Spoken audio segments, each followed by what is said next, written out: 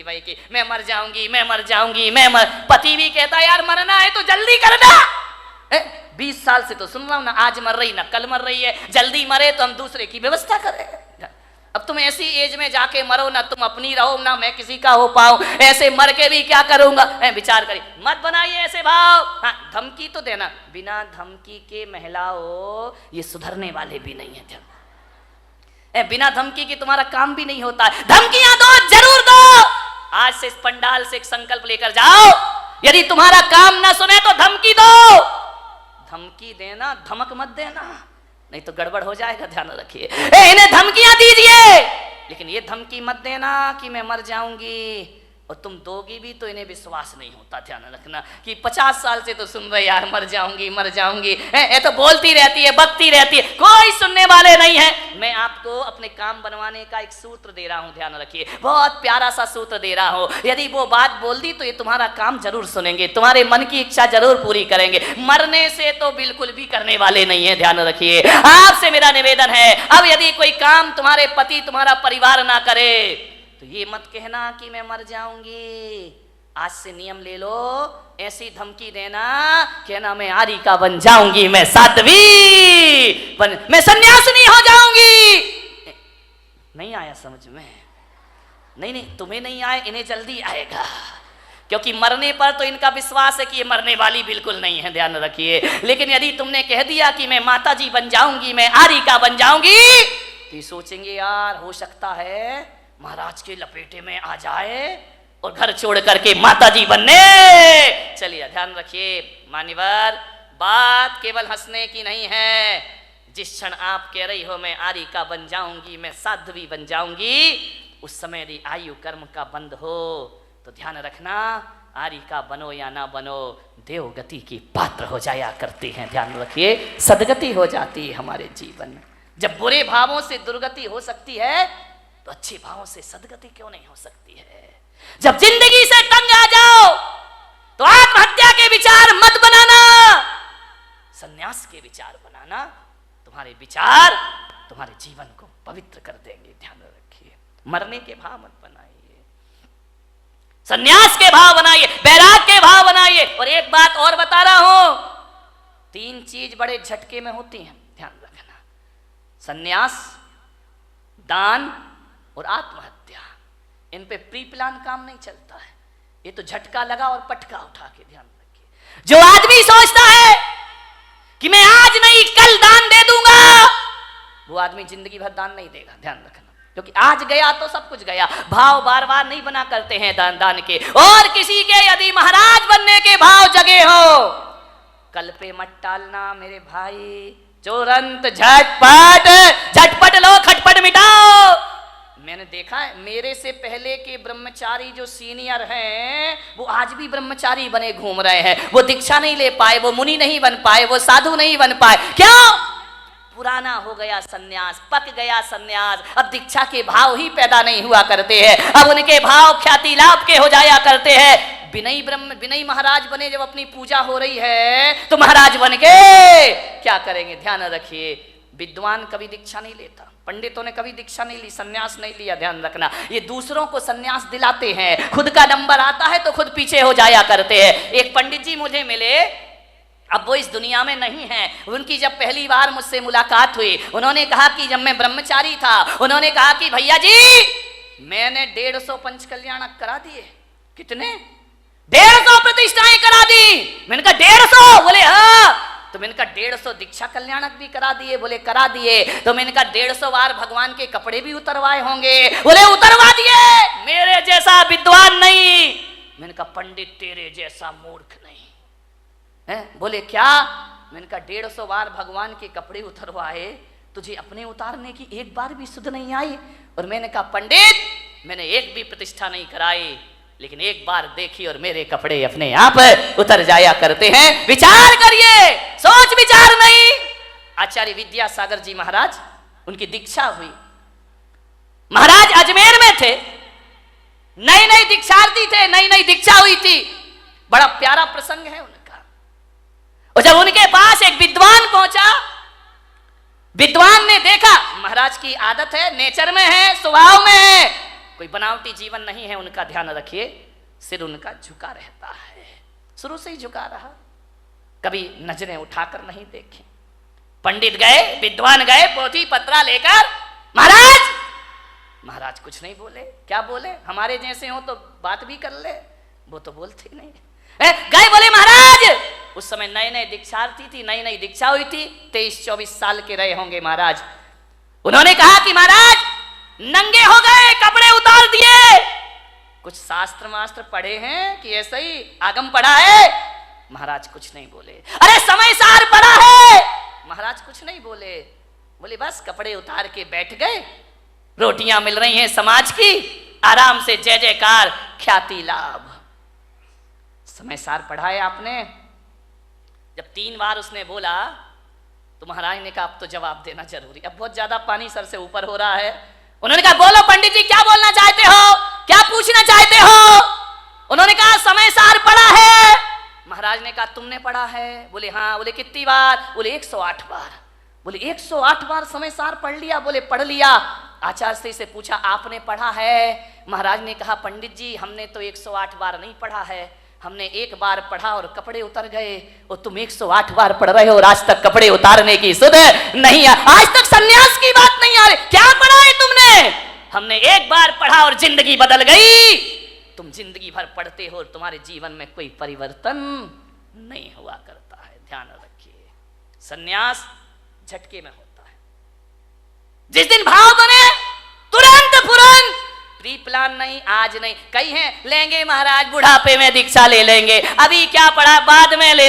एक बच्चा मेरे पास आया, बोले महाराज मैं दीक्षा लेना चाहता हूं, आपके साथ चलूं? मैंने बच्चे को देखा, छोटा सा बच्चा था। बोले आपके साथ चलूं? मैंने कहा पक्का बता? बोले हाँ पक्का, मैं ब्रह्मचारी बनना चाहता हूँ। बाजू में दादाजी खड़े थे 70 साल के। बोले महाराज इसकी बातों में मत आना। मैंने कहा क्यों, क्या हो गया? अरे बोले क्या पागलपन की बातें, ये इतना सा बच्चा कह रहा कि सन्यास लूंगा, दे मत देना महाराज। मैंने कहा क्यों? बोले छोटा है।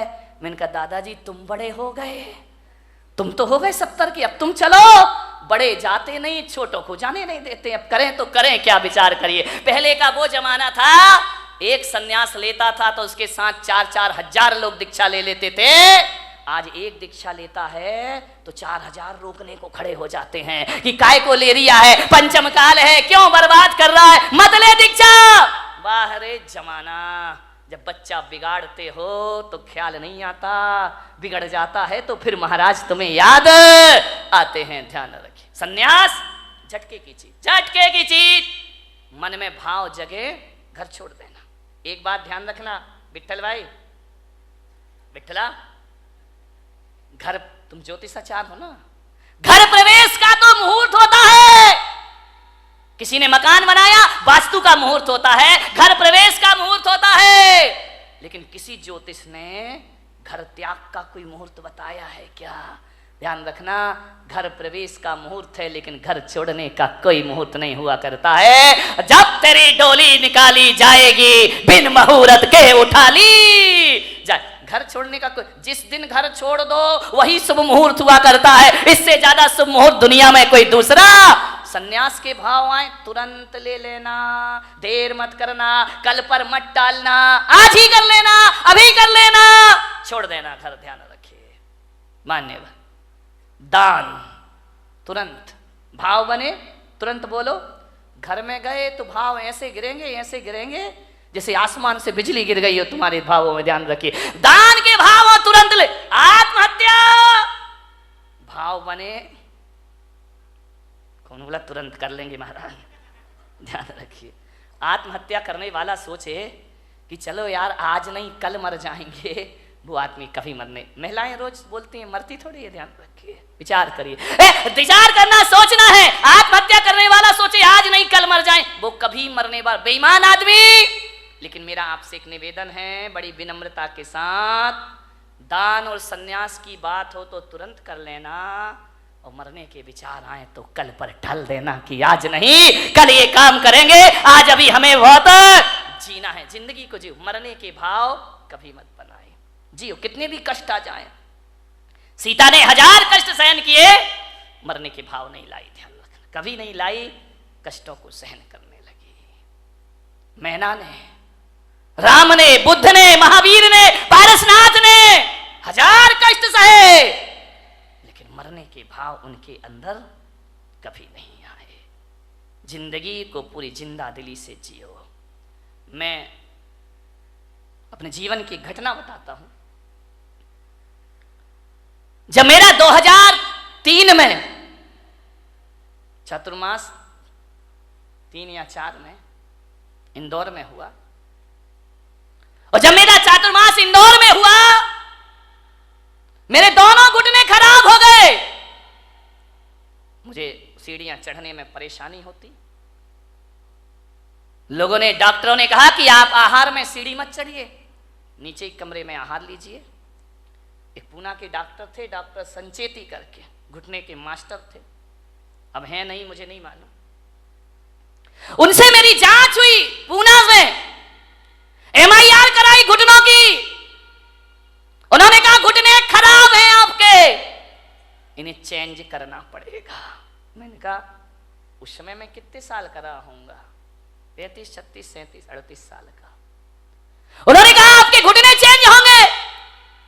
मैंने कहा घुटने चेंज होने का मतलब है ऑपरेशन, और ऑपरेशन का मतलब है इस्तीफा, रिजाइन तो देना ही पड़ेगा।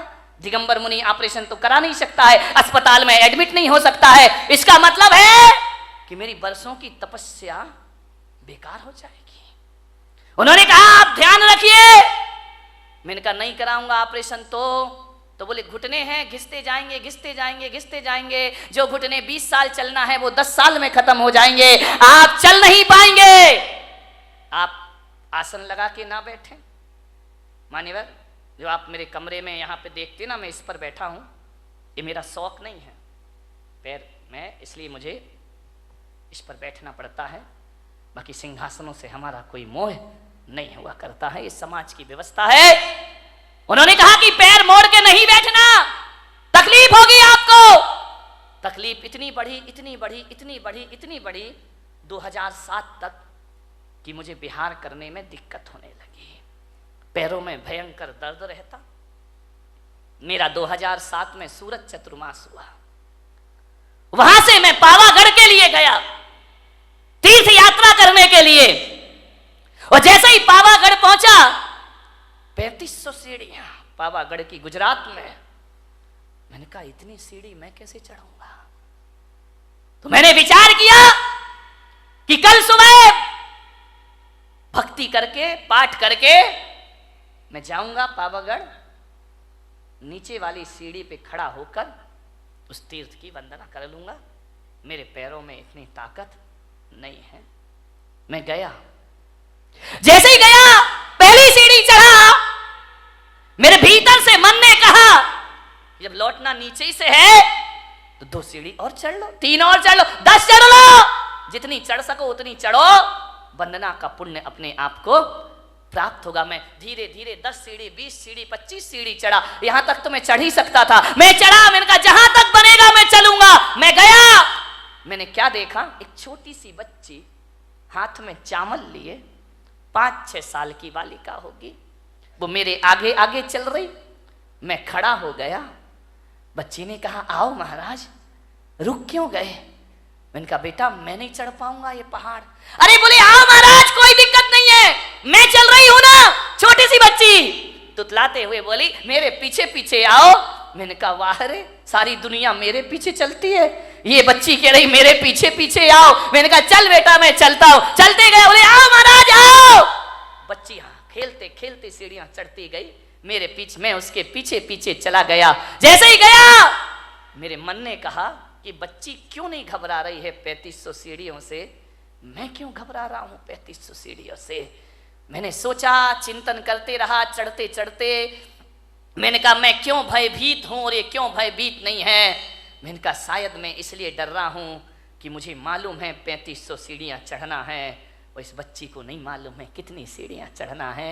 ये जो भय है, ये डर है, मेरी सोच का डर है, मेरे शरीर का डर नहीं है। मैंने कहा ये बच्ची है, ये नहीं सोच रही कि अज्ञात भय नहीं है इसको, आगे क्या होगा ये बच्ची नहीं जानती है, वर्तमान में जीती है, ये चढ़ने का आनंद ले रही है, इसे नहीं मालूम पहाड़ कितने ऊंचे है। मैंने कहा चलो। जब एक 5 साल की बच्ची चल सकती है तो मैं क्यों नहीं चल सकता हूं? मैं भी चढ़ूंगा। लेते गई वह बच्ची, महाराज आइए पधारिए। छोटी सी बच्ची, मैंने माँ बाप से कहा इसे गोद में ले लो। बोली नहीं, मैं पैदल चलूंगी। महाराज पैदल चल रहे हैं, 5 साल की बच्ची, मैं भी पैदल चलूंगी। अरे मैंने कहा बच्ची, तू मुझे देख के पैदल चल रही है और मैं तुझे देख के पैदल चल रहा हूं। आओ दोनों एक दूसरे को देख चलते गए। चल, आपको विश्वास नहीं होगा, 2 घंटे में मैंने और बच्ची ने 3500 सीढ़ियां चढ़ ली उन पहाड़ की। जो कभी 2nd फ्लोर में आहार में जाना नहीं चाहता था, 3500 सीढ़ियां चढ़ी। किससे चढ़ी मेरे भाई? ना कोई मंत्र, ना कोई ताकत, ना कोई शक्ति। हौसले बुलंद रखिए। मैं वहां पर चढ़ा शाम के वक्त, रात्रि विश्राम वहीं हुआ और सुबह ऐसे उतर के आ गया। वो दिन है और आज का दिन है। मेरे घुटनों का दर्द कहाँ है मुझे पता ही नहीं है। कोई दर्द नहीं है। ये बात अलग है कि दोनों हड्डियों के बीच का गैप कम हो गया, लेकिन आज भी भाई साहब मैं अपने हौसलों के दम पर 20-30 किलोमीटर भी चलने की ताकत अपने अंदर रखा करता हूं। किससे जी जाती है जिंदगी? हौसलों से जी जाती है। ध्यान रखना, पंखों से उड़ान नहीं होती है, परिंदा हौसलों से आकाश उड़ा करता है। ध्यान, हौसले बुलंद रखिए, नर्वस मत होइए अपनी जिंदगी में। कितना भी कुछ लुट जाए, कितना भी कुछ चला जाए, हौसले बुलंद रखिए। गुजरात के भूकंप में 8-8 दिन के बाद दबे हैं लोग, तो भी जिंदा निकल आते हैं। ध्यान रखिए, जो जिंदा निकल आते हैं वो फिर से अपनी दुनिया बसा लिया करते हैं मेरे भाई। एडमंड हिलेरी का नाम सुना होगा। 1952 में वो एवरेस्ट की चोटी पर चढ़ने को तैयार हुआ, चढ़ा, असफल हुआ, गिरा, सफलता प्राप्त नहीं हुई, निराश नहीं हुआ। फिर चढ़ूंगा, फिर करूंगा, फिर लड़ूंगा जिंदगी से। देखता हूं जिंदगी कितना मुझे परास्त करती है। एक जगह लंदन में किसी सभा में उन्हें आमंत्रित किया गया, दीप प्रज्वलन उनसे कराया गया। सभा में वो आमंत्रित हुए और जहां पर वे पहुंचे स्टेज पर, वहां हिमालय का एक चित्र लगा हुआ था। उस हिमालय को चित्र देखकर हिलेरी ने अपनी मुट्ठियां बांध ली। जब जब हिमालय का ख्याल आता उसने मुट्ठियां बांध ली कि तू क्या सोचता है कि तू जीतेगा, मैं हारूंगा? नहीं, देखना, एक बात याद रख हिमालय पर्वत, एक बात याद रखना, तू बड़ा नहीं हो सकता, मेरे हौसले हर बार बड़े होंगे। ध्यान रखना, मैं एक दिन जरूर तेरी चोटी पर पहुंचूंगा। तू तो उतना का उतना ही रहेगा, इससे बड़ा तो नहीं हो सकता। तेरी चोटी इससे ज्यादा ऊपर तो नहीं जा सकती है, लेकिन मैं, मेरे हौसले, मेरे जज्बात इससे ज्यादा ऊपर जा सकते हैं। और 29 मई 1953 को उसने हौसले में वो जान भरी कि एवरेस्ट की चोटी पर पहुंचने वाला पहले व्यक्ति का खिताब उसने प्राप्त कर लिया। मेरे भाई, आप क्या सोचते हैं कि हाथ पैरों से कुछ होता है? जिंदगी हौसलों से चला करती है।